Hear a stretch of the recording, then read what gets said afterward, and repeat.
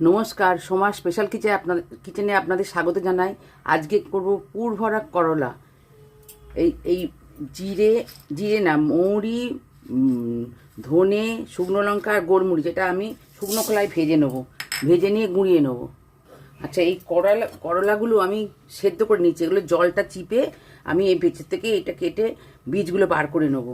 আর এখন আমি অল্প একটু তেল দিয়ে, এই সামান্য একটু তেল দিয়ে এই আলুটাকে আমি করে নেবো, ভেজে নেবো। এই অল্প একটু তেল দিয়েছি, এই হিং দিয়ে দিলাম, হিং দিলাম, দিয়ে এই আলু সেদ্ধটা আমি ম্যাশ করে রেখেছি এটা দিয়ে দিলাম। আচ্ছা, এই ধনে গোলমরিচ, শুকনো লঙ্কা আর মৌরি, এই ভাজাটা দিয়ে দিলাম। দিয়ে এবারটাকে নাড়বো বেশ করে। আর নুন দিয়ে দিলাম, নুন।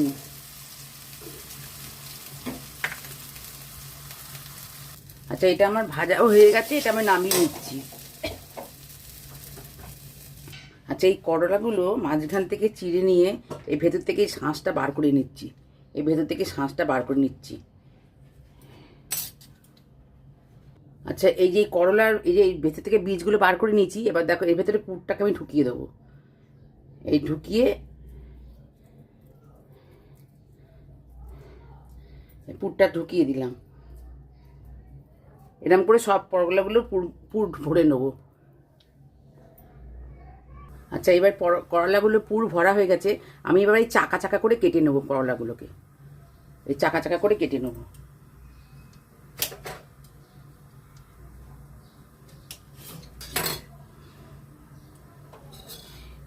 এরম চাকা চাকা করে কেটে নেবো, এরম চাকা চাকা করে কেটে নেবো। কেটে নিয়ে এবার তেলে ভাজবো।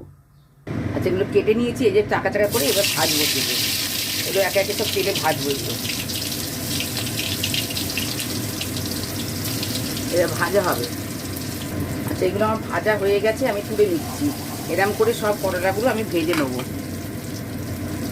আচ্ছা, আমার সব করলাগুলো ভাজা হয়ে গেছে, আমি এবার তুলে নিচ্ছি।